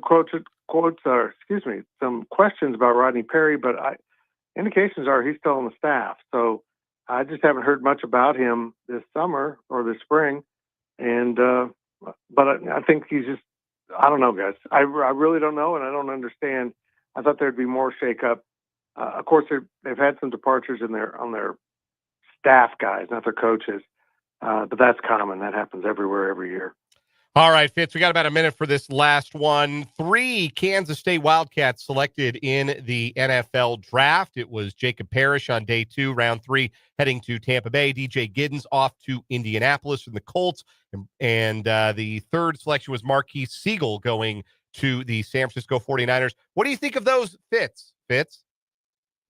I think the story of Jacob Parrish being completely under-recruited, only getting a K-State offer because Chris Klieman saw it at camp and said, we got to have him. I don't care about the size. And DJ Giddens the same way. Nobody really wanted him. K-State brought him on, and he's developed incredibly well. There's they pretty much epitomize this program. And what probably will replace the walk-on program in the narrative in the future as that kind of goes away is finding guys that honestly other people didn't want. DJ Giddens, I think his next best offer was 2 academies. No, that was Jacob Parrish. DJ didn't really have anything. When you get guys like that and turn them into 3rd and 5th round picks, you're not only doing something right as a coaching staff and a program, but the kids you're finding are special because they go to work and they get it done. And it's a very Kansas mentality that both of these guys have brought to the table. Tim Fitzgerald covers the Kansas State Wildcats at GoPowerCat.com, part of the 24/7 Sports Network, and joins us every Wednesday on the Floating Place Wine and Spirits hotline for the Wildcat Wrap-up. Fitz, always a pleasure. We'll do it again next week. Thank you, boys. That is Tim Fitzgerald. We'll take a break, come back, and wrap up this hour of 580 Sports Talk next.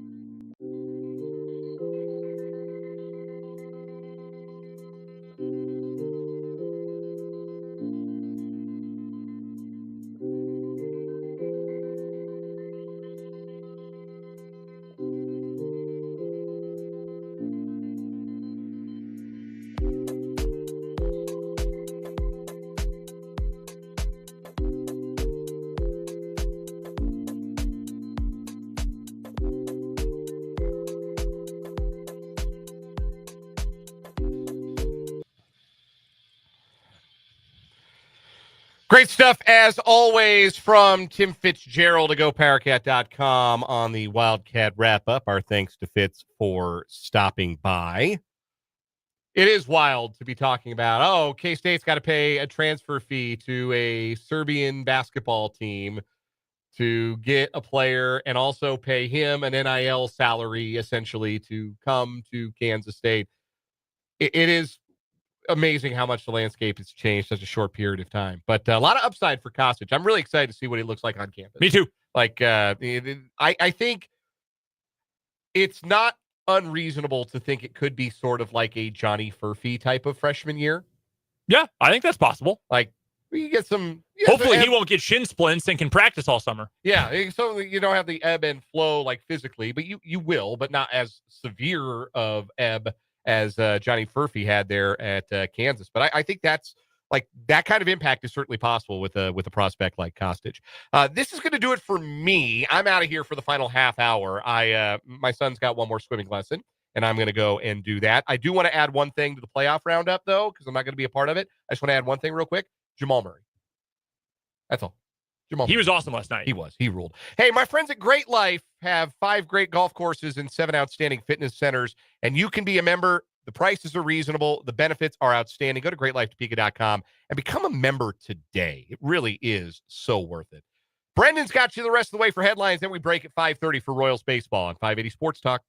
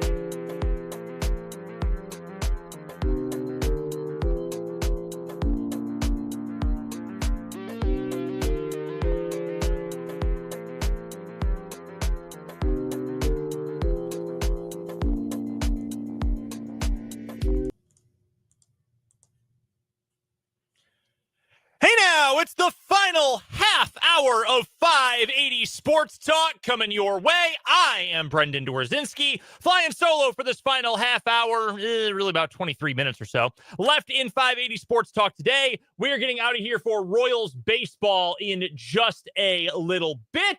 But thank you for joining us for this final half hour of the program today. If you have missed any of this Wednesday edition of 580 Sports Talk, whether that was our Chiefs receiver conversation last hour, our interview with Tim Fitzgerald of GoPowerCat.com, the recap of last night's Royals win, one gotta go, anything we've been talking about on the show today, you can go check it out on our website, 580wibw.com. You can go back to the YouTube stream, head to youtube.com, search 580 Sports Talk. You can go rewind the show to any point from this afternoon, or go check it out on Spotify. That's right, you Spotify users. Head to your app, your desktop application, whatever it might end up being. Just search in Spotify, 580 Sports Talk, under playlists. Boom. You'll find us, or podcasts, excuse me. Boom. That's where you'll find us, broken down hour by hour every single day. So you never have to miss a What Is Wrong With You or anything else. By the way, if you missed it, we picked our monthly champion in What Is Wrong With You just a little under an hour ago. We've got our 580 Sports Talk headlines coming up. We will also get to a final word for today. Still want to hear from you in the final 23 minutes of the show, either on the text line 785-272-9429, or again, find us on YouTube. Just go to youtube.com, search 580 Sports Talk. Hit that subscribe button while you're there, and you can watch along and hang out with us in the live chat as well. Thank you for everyone joining us today, whether you're listening on 580 AM, 104.9 FM, online at 580wibw.com, or checking out the YouTube stream, 580 Sports Talk on YouTube. Why don't we start off our 580 Sports Talk headlines today with the Kansas City Royals taking on the Tampa Bay Rays tonight. Noah Cameron will be making his Major League Baseball debut this evening on the bump. No Cole Reagans, obviously, as he continues to try to get healthy after getting banged up last time out. Wasn't even able to go 5 full innings. So as he misses a start, it's Noah Cameron who gets the call. Your Royals lineup begins with Jonathan India leading off and DHing today. Bobby Witt Jr., per usual, hitting second, playing short. Vinny Pasquantino at first, hitting third. Cleanup spot behind the dish is Salvador Perez. Michael Garcia mans third base today. He's batting fifth. Drew Waters in the sixth hole in left field. Hunter Renfroe batting seventh in right. Kevin Biggio starts at second base. And per usual, in the 9 spot, it is Kyle Isbell in center field. Again, all behind and in support of Noah Cameron making his Major League Baseball debut, the guy from St. Joseph, Missouri. So very cool for him, even though this game will be on the road. Meanwhile, it's Drew Rasmussen for Tampa Bay, who goes today 1-1 on the season so far. Just a 2.10 ERA. He has struck out 27 batters. I haven't looked at the advanced profile, the StatCast metrics for Drew Rasmussen this season. He's been really good, so I can tell you that much. Throws a number of different pitches, strikes out plenty of guys, almost a 28% strikeout rate, does not walk many guys, only 6% of the time, and he's got one of the best fastballs in all of Major League Baseball. Not the fastest, it's about 95.5 miles an hour on average, but again, according to StatCast, it is the most valuable fastball in all of Major League Baseball. Rasmussen versus Cameron, and again, we gave you the starting lineup. For Royals baseball, pregame begins at the bottom of this hour, 20 minutes from now, here on the Sports Voice of Kansas, 580 WIBW. First pitch from Tampa at 6:05 today. Let's get to some other headlines from around the world of sports on this Wednesday, April 30th, the final day of the month of April. We will start here with Kansas State athletics. We talked about this a bit with Tim Fitzgerald, during the Wildcat Wrap-up last hour. Dan had some thoughts on it before he headed out at the end of the hour as well. But I wanted to get to some details about Andre Kostic, who is a Serbian teenager, 18 years old. We got a little bit of a write-up about this, in fact, over at 580wibw.com right now on the homepage of the website. He is a star in Serbia. He plays for the developmental team of the biggest and most successful club in his home country. Red Star is essentially, that's the team nickname, and I don't speak any Cyrillic languages, so I can't tell you how to actually pronounce the club name. He played for the developmental team, though, has made 4 appearances in the past year for the big club, averaging nearly 16.5 points per game, almost 6 rebounds per game, over a steal per contest as well. Dude is good. And according to both Serbian publications as well as American publications like Adam Zagoria of Zag's blog, he is the top prospect out of Serbia, just basketball, period, among players born in the year 2006. Number 1, oh my God, he was born in 2006 and he's going to college. Holy cow. Secondly, and more importantly, I think this is a great ad for K-State. But I'm more interested, and this was reported yesterday, but took me some time to translate the Serbian website and get the actual details here. This is the detail about the NIL package offered to young Andre Kostic from Sport Club, the website in Serbia that I was using as a reference. They write, allegedly, Kansas State offered him more than $1 million, while the Stars, the club, would be entitled to $200,000 in compensation. Adam Zagoria, again, who initially had the English report about this, said that the NIL deal, according to his sources, could be more than double that initial total of $1 million that was reported. This is such a fascinating case. He's a professional. It doesn't matter that he's on a developmental team. He's playing professional ball. The reason, if you say, well, why is he a developmental player and not on the big club? Because while the various leagues around Europe are good, and EuroLeague is the second best league in the world, I mean, come on, that's not American ball, right? No, there are multiple former NBA players on the roster for Red Star. We talked about it yesterday. So the fact that he is the best player on the developmental team, he's 18 years old, he'll turn 19 at some point this calendar year. It's a great addition for K-State. I wonder how, I mean, that's a huge discrepancy. If you're saying allegedly he's getting $1 million American dollars, but some sources in the States indicate it could be upwards of $2.5 million, that's a huge range. It's more than twice as much, obviously. So I am curious how this all works out and how good is he going to be? Because clearly the NIL offerings from K-State basketball this year are not what they were a year ago. And I don't necessarily think that's a problem.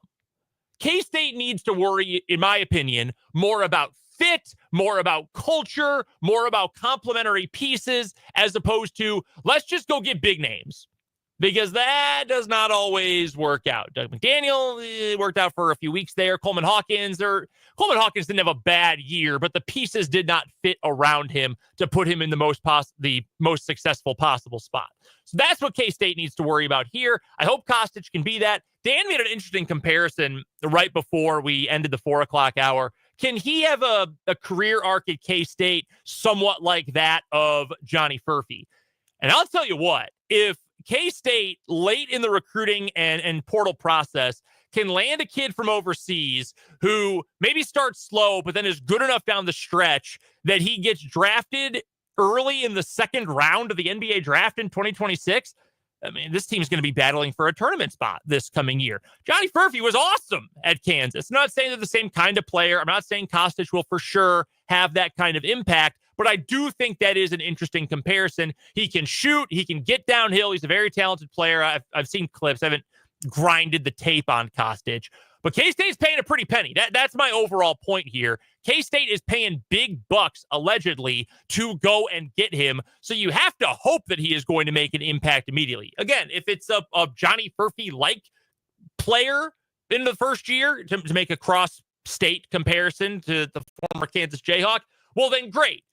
If it's a bust, I'm going to have a hard time seeing a lot of boosters spending a whole lot in regard to NIL money going forward. And granted, that's going to go away somewhat with the revenue sharing likely coming into place. We also don't know if that will be approved. And I'm going to have my head explode in front of all of you if we keep talking about court cases in the NCAA today. So let's move on to our next 580 Sports Talk headline. The point about paying his club, though, I do find that very interesting. $200,000 is not nothing to a developmental club.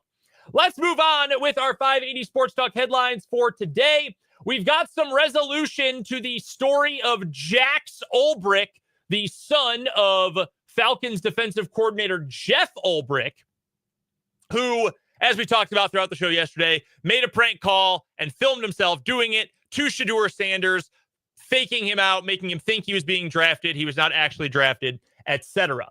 So Ulbrich, the defensive coordinator of the Falcons, stepped to the podium and apologized today. He said, quote, "My actions of not protecting confidential data were inexcusable. My son's actions were absolutely inexcusable. And for that, we are both deeply sorry." This cost the Falcons $250,000, $250K. I mean, that's nothing for Arthur Blank and the Falcons. But it also costs Jeff Ulbrich himself $100,000.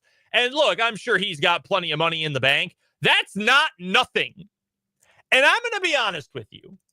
If I ever cost my dad at his job, if I ever cost my dad's company $250,000, and I cost him personally $100,000, cost my immediate family $100,000, they'd send me to a work camp in rural Louisiana for a decade, and he would feel no guilt. I'm obviously being facetious. My dad, very caring guy. But I've seen some response on social media. Wow, they're not punishing this kid at all. Guys, can you imagine if you, even at 21 years old, whether you think that's too young, too old to know better, whatever, you at 21 years old, college student, cost your dad $100,000. The NFL would be the least of my worries.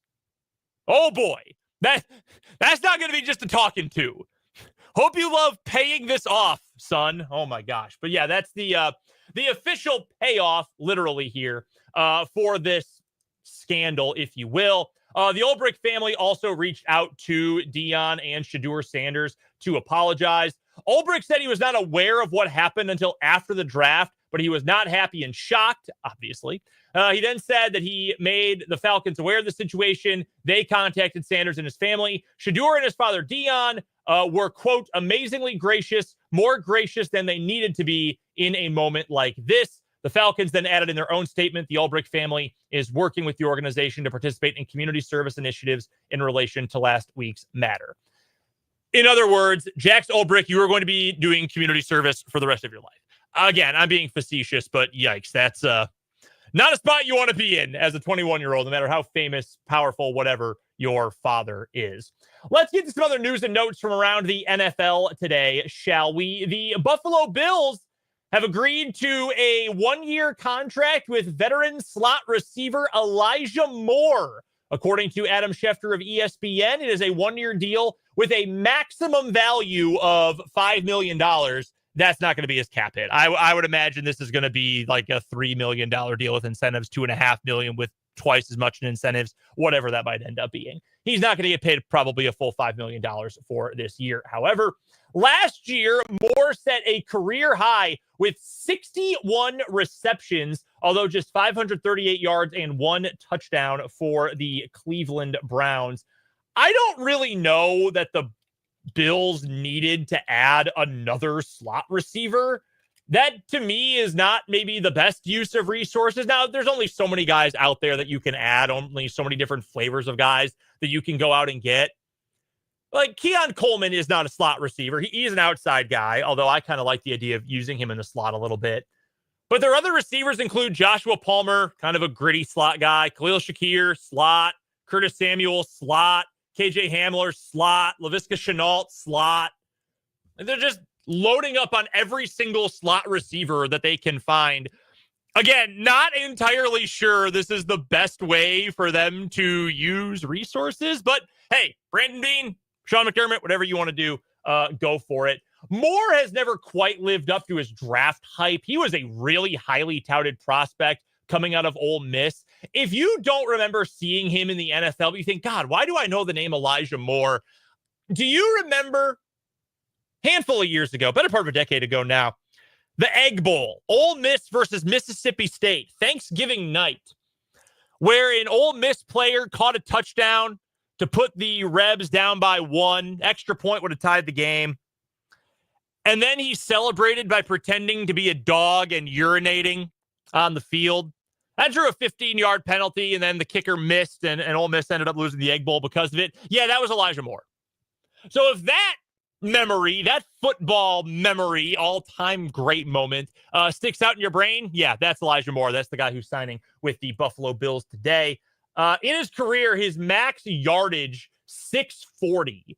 That was in 2023, his first year with Cleveland. 2 years with the Jets, 2 years with the Browns, former second-round pick. Yeah, career has not quite panned out the way many, including myself, thought it would for Elijah Moore. Next up, as we go around the NFL, kind of a bummer note here from the New York Jets. The headline from Pro Football Talk reads, Jordan Travis retires due to leg injury suffered at Florida State. Again, you probably don't remember Jordan Travis playing in the NFL. That's because he didn't last year. In his rookie season, coming out of Florida State, he was drafted in the 5th round by the Jets, rehabbed all year. He was a talented college quarterback. Probably wouldn't have gone much higher than the 5th round had he been healthy. I would have thought probably a late 3rd round, early 4th round kind of prospect. But he was a really good college quarterback. He was rehabbing all last year. He is the quarterback who had the nasty, gnarly injury in the second to last game of the 2023 college football season for Florida State. And then the committee used that against Florida State to keep them out of the 4-team playoff that year. Travis posted a statement that was released by the Jets today that reads in part, on November 18th, 2023, my life took an unexpected turn. I gave everything I had to the rehab process, but despite all my efforts, my leg never responded the way we hoped. After much prayer and consultation with the doctors, medical experts, and my agent, I've been medically advised to retire from the game I love so deeply. The Jets, with a statement of their own, Jordan has informed us of his intent to retire due to the injury he sustained at Florida State. It is unfortunate that he is unable to get back on the field after working so hard. We support his decision and wish him only the best. Yeah, it's a bummer, man. You live your whole life to get to that moment, and you're just not able to live out your dream. He got drafted, got a signing bonus, I'm sure, and I'm happy for him for that. But yeah, it's a very sad end to what could have been a very promising career to some degree playing professional football for former Florida State quarterback Jordan Travis. Couple other quick hitters from the NFL. Actually, we're a little short on time, so I'm going to get to this headline instead. We'll pass on some fifth-year option stuff. Packers are bringing back a couple guys. Eagles are bringing back a couple guys. Yeah, whatever. It's April. End of April. We can take a break from that. But one note here from ESPN and writer Greg Wyszynski, the Utah Hockey Club won't confirm the name Mammoth after an apparent leak. So for you hockey fans out there or those who are not in the know, the former Arizona Coyotes, Phoenix Coyotes, they moved to Utah this year, whole stadium thing down in Phoenix. And they have played this season under the name Utah Hockey Club. So stupid, so boring. Just pick a name right away. But anyway, beside the point. They have been waiting to change their name, have a full-time permanent name going forward. But after it was leaked today that the name might be Mammoth, the club itself has pulled back and they are not confirming whether or not that is their new name. Why did this get leaked? How did this get leaked? On Tuesday night, the team's YouTube channel changed its name from @Utah Hockey Club to @Utah Mammoth. The channel was shortly thereafter deactivated and still was not back up on Wednesday morning. However, the internet lives forever. Screenshots live forever. And there are plenty out there that say Utah Mammoth. That was one of the finalists for the name. Other ones that were voted on included the Utah Hockey Club again, or the Utah Wasatch, which was quickly gotten rid of, and they added Utah Outlaws instead. Here's my hang up. Mammoths is fine. Utah Mammoths, whatever. I don't know, maybe they found bones out there. Who cares? Why is it just Mammoth, though? Why can't they be the Mammoths? Why are you naming it like a lacrosse team or like some of those early WNBA teams? I don't, or NWSL. I don't get it. Why can't you just be the Mammoths? Embrace plurality. You're not one being. You're a whole bunch of players. But nonetheless, sounds like that will be the name for the new Utah Hockey Club. We owe you a break before Royals baseball and the final word. So let's get to a timeout. We'll put a bow on this edition of 580 Sports Talk after this.